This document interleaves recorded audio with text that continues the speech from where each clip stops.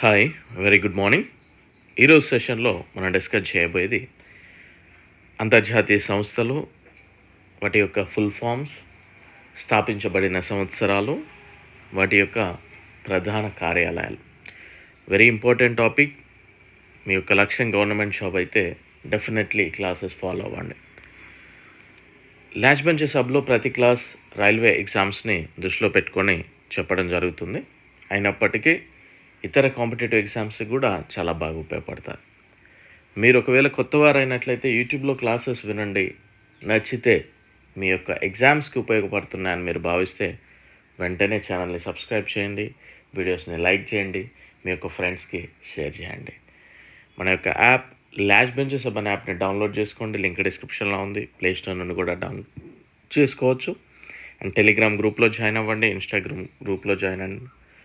Link అనేది డిస్క్రిప్షన్లో ఇచ్చాను.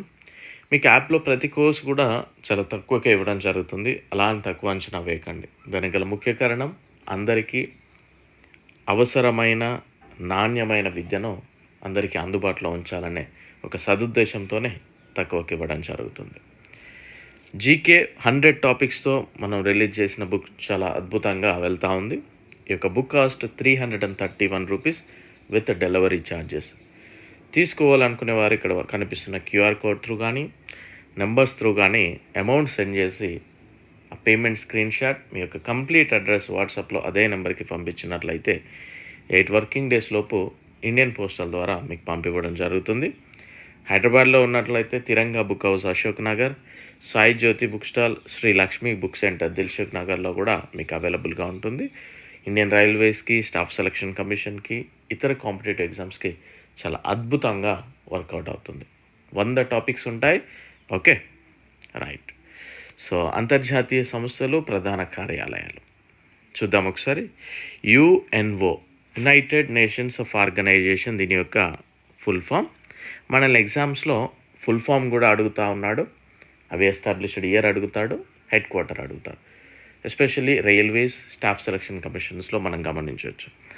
ఈ ఐక్యరాజ్య సమితి 1945లో స్థాపించారు. దీని యొక్క ప్రధాన కార్యాలయం అమెరికాలోని న్యూయార్క్లో ఉంది.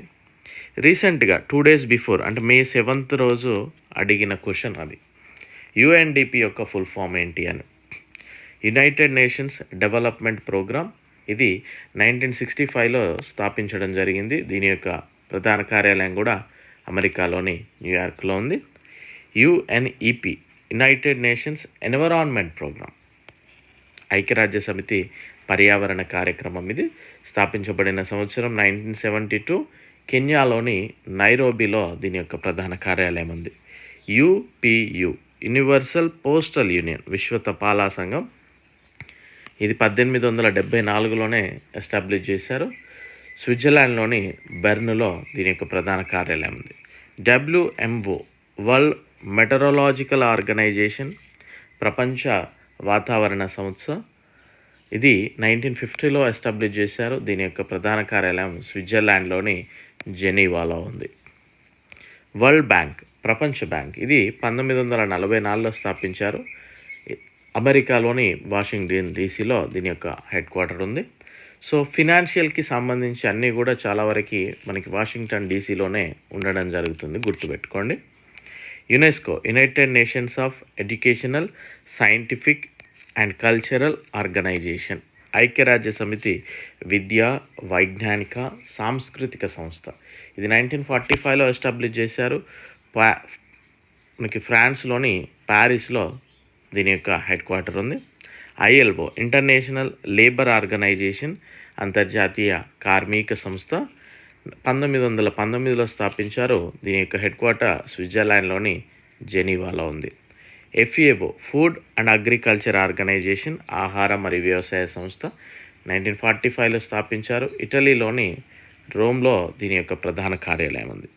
UNICEF, United nations children fund, ఐక్యరాజ్య సమితి అంతర్జాతీయ బాలల అత్యవసర నిధి, 1946లో ఎస్టాబ్లిష్ చేశారు. అమెరికాలోని న్యూయార్క్లో ఉంది. Children emergency fund. ICJ, international court of justice, అంతర్జాతీయ న్యాయస్థానం 1945లో ఎస్టాబ్లిష్ చేశారు. దీని యొక్క ప్రధాన కార్యాలయం నెదర్లాండ్లోని ది హేగ్లో ఉంది. ఐఎంఎఫ్ ఇంటర్నేషనల్ మానిటరీ ఫండ్, అంతర్జాతీయ ద్రవ్యనిధి, దీని యొక్క ప్రధాన కార్యాలయం మనకి 1944లో ఎస్టాబ్లిష్ చేశారు. సో ఫినాన్షియల్కి సంబంధించింది కదా, హెడ్ క్వార్టర్ వాషింగ్టన్ డీసీలో ఉంది, అమెరికాలోనే. ఐటీయు ఇంటర్నేషనల్ టెలికమ్యూనికేషన్ యూనియన్ 1865లో ఎస్టాబ్లిష్ చేశారు. ప్రధాన కార్యాలయం స్విట్జర్లాండ్లోని జెనీవాలో ఉంది. UNCTAD United Nations Conference on Trade and Development, ఐక్యరాజ్య సమితి వాణిజ్య అభివృద్ధి సదస్సు 1964లో స్థాపించారు. ప్రధాన కార్యాలయం స్విట్జర్లాండ్లోని జెనీవాలో ఉంది. IAEA international atomic energy agency, అంతర్జాతీయ అణుశక్తి సంస్థ 1957లో ఎస్టాబ్లిష్ చేశారు. ఆస్ట్రియాలోని వియన్నాలో ప్రధాన కార్యాలయం ఉంది. UNHCR United nations high commissioner for refuses, ఐక్యరాజ్య సమితి శరణార్థుల హై కమిషనర్ 1950లో స్థాపించారు. స్విట్జర్లాండ్లోని జెనీవాలో ప్రధాన కార్యాలయం. UNIDO United Nations Industrial Development Organisation, ఐక్యరాజ్య సమితి పారిశ్రామిక అభివృద్ధి సంస్థ 1966లో ఎస్టాబ్లిష్ చేశారు. ఆస్ట్రియాలోని వియన్నాలో ఉంది. డబ్ల్యూహెచ్ఓ వరల్డ్ హెల్త్ ఆర్గనైజేషన్, ప్రపంచ ఆరోగ్య సంస్థ 1948లో స్థాపించారు. స్విట్జర్లాండ్లోని జెనీవాలో ప్రధాన కార్యాలయం. ఏడిబి ఏషియన్ డెవలప్మెంట్ బ్యాంక్ 1966లో ఎస్టాబ్లిష్ చేశారు. ఫిలిప్పీన్స్లోని మాండలియాంగ్లో ఉంది, మనీలా అనేది గుర్తుపెట్టుకుంటే సరిపోతుంది.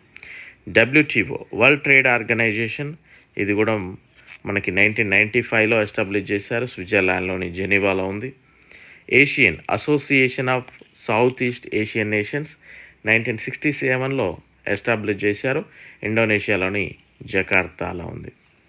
SAARC South Asian Association for Regional Cooperation, నేపాల్లోని కాఠ్మాండ్లో ఉంది, 1985లో ఎస్టాబ్లిష్ చేశారు. AIIB Asian Infrastructure Investment Bank 2016లో ఎస్టాబ్లిష్ చేశారు. చైనాలోని బీజింగ్లో ఉంది.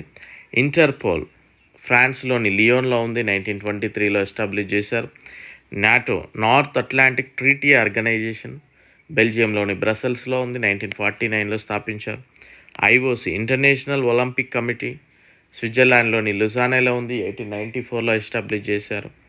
FIFA International Federation of Association Football 1904లో స్థాపించారు. స్విట్జర్లాండ్లోని జ్యూరిచ్లో ఉంది. FIH International Federation of Hockey స్విట్జర్లాండ్లోని లుసాన్లో ఉంది, 1924లో ఎస్టాబ్లిష్ చేశారు. ఐసీసీ ఇంటర్నేషనల్ క్రికెట్ కౌన్సిల్ 1909లో స్థాపించారు. యుఏఈలోని దుబాయ్లో ఉంది. NASA National Aeronautics Space Administration 1958లో ఎస్టాబ్లిష్ చేశారు. అమెరికాలోని వాషింగ్టన్ డీసీలో ఉంది. ISRO Indian Space Research Organisation 1969లో స్థాపించారు. ఇండియాలోని బెంగళూరులో ఉంది. DRDO Defence Research and Development Organisation ఇండియాలోని ఢిల్లీలో ఉంది, 1958లో స్థాపించారు. ఎన్డిడబ్ల్యూ న్యూ డెవలప్మెంట్ బ్యాంక్ 2014లో స్థాపించారు. చైనాలోని షాంఘాయ్లో ఉంది. WIPO World Intellectual Property Organisation 1967లో స్థాపించారు. స్విట్జర్లాండ్లోని జెనీవాలో. ఐఎస్ఏ ఇంటర్నేషనల్ సోలార్ అలయన్స్ ఇండియాలోని గురుగ్రామ్లో ఉంది, 2015లో స్థాపించారు. FATF Financial Action Task Force ఫ్రాన్స్లోని ప్యారిస్లో ఉంది, 1989లో స్థాపించారు. సో డెఫినెట్లీ గుర్తుపెట్టుకోండి. అండ్ ఇక్కడ బుక్లో మనకి కొంత ఎంటీ ప్లేస్ ఉండడం వల్ల అదర్ ఇన్ఫర్మేషన్ కూడా మీకు తెలుసా అని యాడ్ చేశాను. చూద్దాం ఒకసారి. భారతదేశాన్ని సందర్శించిన విదేశీ యాత్రికులు మెగస్తనిస్ గ్రీక్కి సంబంధించిన వ్యక్తి, గ్రీకు రాయబారి అని చెప్పొచ్చు. చంద్రగుప్త మౌర్యుని కాలంలో భారతదేశాన్ని సందర్శించారు. పాహియాన్ చైనా రాయబారి రెండవ చంద్రగుప్తుని కాలంలో భారతదేశాన్ని సందర్శించారు. మార్కోపోలో ఇటలీ యాత్రికుడు కాకతీయ రుద్రమాదేవి కాలంలో భారతదేశాన్ని సందర్శించారు. టాలెమీ గ్రీకు రాయబారి శాతవాహనుల కాలంలో భారతదేశాన్ని సందర్శించారు. ఇబన్ బటుటా మొరాకో వాసి మహమ్మద్ బిన్ తుగ్లక్ కాలంలో భారతదేశాన్ని సందర్శించాడు. నికోలో కౌంటీ అని కూడా ఉంటుంది, ఇటలీకి సంబంధించిన వ్యక్తి. మొదటి దేవరాయల కాలంలో భారతదేశాన్ని సందర్శించారు. అబ్దుల్ రజాక్ ఇరాన్ వాసి రెండవ దేవరాయల కాలంలో భారతదేశాన్ని విజిట్ చేశారు. Sir Thomas Roe Nicholas Downton and captain Hawkins, England వాళ్ళు వీరందరూ జహాంగీర్ కాలంలో భారతదేశాన్ని సందర్శించారు. Peter Mundy from Italy, John లోయెస్ట్ ఫ్రమ్ డచ్ మరియు టావర్నియర్ ఫ్రెంచ్ వీరందరూ షాజహాన్ కాలంలో భారతదేశాన్ని సందర్శించారు. టావర్నియర్ మరియు బెర్నియర్ ఔరంగజేబ్ కాలంలో కూడా ఈ టావర్నియర్ మరోసారి రావడం జరిగింది. ఓకే, సో గుర్తుపెట్టుకోవడానికి ప్రయత్నం చేయండి. Definitely the best book for all competitive exams, especially central government exams, ఇంకా అందులో ఇంక్లూడ్ చేసుకుంటే railways, staff selection commissions and defence. Okay, so అస్సలు మిస్ అవ్వకండి. ప్రతి ఒక్కరి దగ్గర తప్పకుండా ఉండాల్సిన పుస్తకం. Thank you. Have a nice day.